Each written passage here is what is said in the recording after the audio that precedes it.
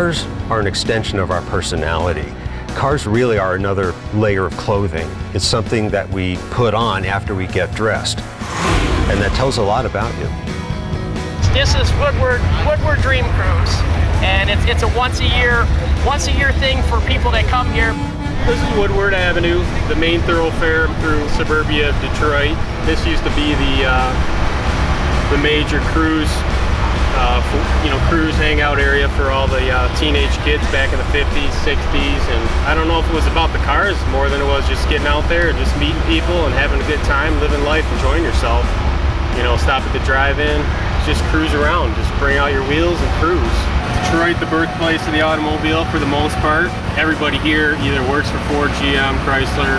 If you don't know how to work on your vehicle, you know, people look at you like kind of sideways. I bought this car 12 years ago. It only took about 20 years to acquire it. So after, 30-some years, I finally got my dream toy. This car is unique. The older cars, the older muscle, they all have distinct lines, and there's something fashionable about every single car. The cars that nowadays, they all look alike.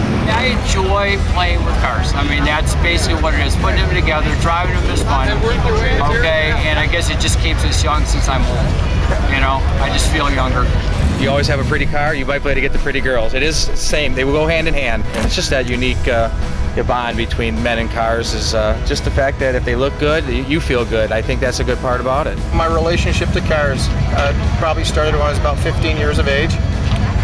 59 now. It's been a long relationship with cars. I believe it's either in your blood or it's not. You either design them, or you work on them, or you race them. But it is in your blood, and the relationship is quite close. In the early 50s and even into the late 60s, you could buy a car to fit your personality. This car, my dad owned one in 1961. It was the first one I had ever seen, and I'd never seen anything as beautiful. When I bought this car, it was something that I wanted to show my dad, part of his history and a part of mine. And so after the restoration was completed, I presented it to my dad, and he had very limited eyesight, but he was able to recognize what had taken place, and I'd never seen a smile on his face as big as it was that day. And we went for a ride.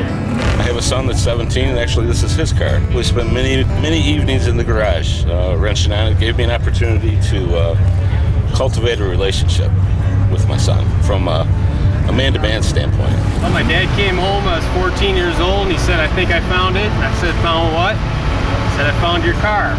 So he bought it for me, $1,200, bucket of bolts, and it took us 6 years.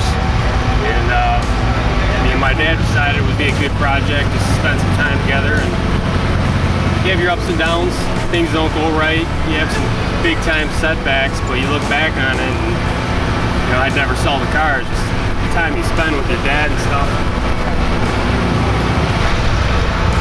It's not the car, it's just metal, plastic bolts. It goes way beyond that. It's the people you spend time with, your family, your friends, everybody that helped you out along the way.